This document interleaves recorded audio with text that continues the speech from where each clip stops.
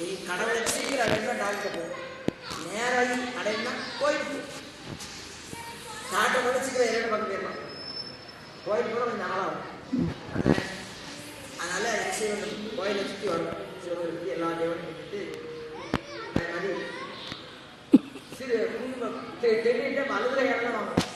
மலுவலைக்கு அப்படியே முதல்ல தொட்டு வைக்கணும். அது ஒரு தாளில் வச்சு குடும்பத்தை வைக்கணும். சந்தனத்தையும் குடும்பத்தையும் நெருங்கி வச்சுக்கணும்.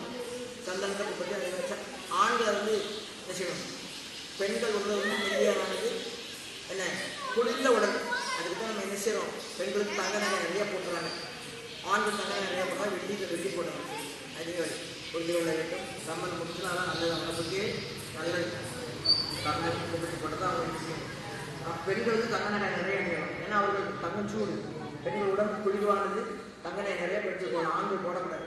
ஆண்கள் தங்க நகை நிறைய போட வெள்ளி போடணும். ஆண்கள் வெளியே நிறைய வெளியேன்னா ஆண்கள் வந்து உஷ்ண சூட்டை கிடப்பதற்காக ஆண்கள் செய்யலாம். வெளிநகரை போல தங்க நகை வச்சுக்கூடாது, போடக்கூடாது. அதனால புரிந்து கொள்ள வேண்டும். அப்புறம் எல்லாத்தையும் செஞ்சு முடிச்சுட்டு குடும்பத்தை சொன்னேன். வலை வரும்போது ஒரு காலுடைய பாதமும் இன்னொரு பாதமும் படக்கூடாது. ஏன்னா கோவிலில் அவருடைய குடும்பங்கள் தேவையான எடுத்துக்கோங்க. சுற்றி வரும்போது ஒருவருடைய பாதம் ஒரு விஷயம் படாமல் பையன் சுற்றி வரணும். அவசரப்படக்கூடாது. எல்லாத்தையும் குடும்பத்தை சிவனை கும்பிட்டு அப்புறம் அம்பாவை கும்பிட்டு ஒருவரை கும்பிட்டு கடைசியாக விஷயம் கொடிவன் பக்கம் கும்பிட்டு கொடுத்து கொஞ்சம் நேரம் விஷயம் கொடுப்பாங்க. தென்காசி கோயில் கோயில் இருக்காங்க. வேறு ஆலயத்துக்கு போயிட்டு நேரம் வீட்டுக்கு வரணும். ஆலயத்துக்கு போயிட்டு சிவ கடையாக ரொட்டி சாப்பிட்டேன், குஸ்காரம் சாப்பிட்டேன், பானிபூரி சாப்பிட்டேன், ஃப்ரைட் ரைஸ் சாப்பிட்டேன், சிக்கன் ரைஸ் சாப்பிட்டேன் கூட நேரம் வீட்டுக்கு வந்து ஒரு 15 நிமிஷம் அமைதியாக இருக்கணும்.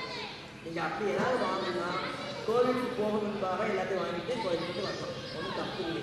இதுதான் வழிபாடு இருக்குது.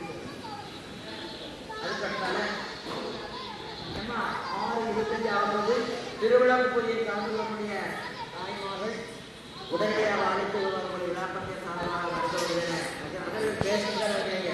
நீங்கள் வந்தவங்க என்னுடைய பேச்சை நிறுத்தி விடுவீங்க.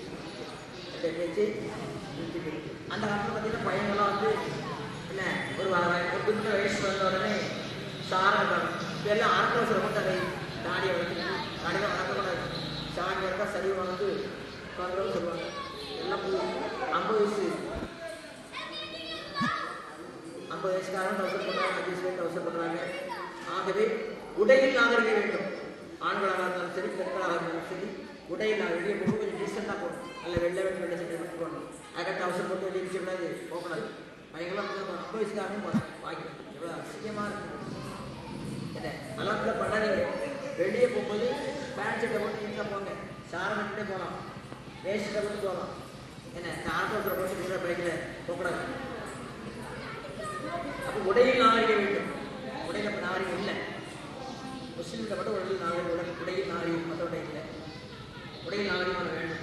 அதுமாதிரி அதிகமான செயல்களை எடுத்துக்கூடாது. தலை செயல்களை ஏன்னா அது கிட்ட நோட்டம் பார்த்துட்டு இருப்பாங்க. அதுக்கு ஒரு பொறிச்சு எல்லாம் அதை நம்ம ஏன்னா நம்மளோட வசதி பார்த்துக்கிறதுக்காக என்ன அதை நான் எடுத்து கொடுக்குறோம். ஏன்னா போகும்போது எல்லாத்தையும் கொட்டா வைக்கிறோம். இல்லை என்ன இருக்க வேண்டிய விஷயம் அனைத்தும் மனுஷன் அந்த உலகத்தில் இருக்கிறவங்க நம்ம எதையுமே கொண்டு போக முடியாது. நல்லா புரிஞ்சுக்கணும். அதை புரிஞ்சு நம்ம செய்யணும்.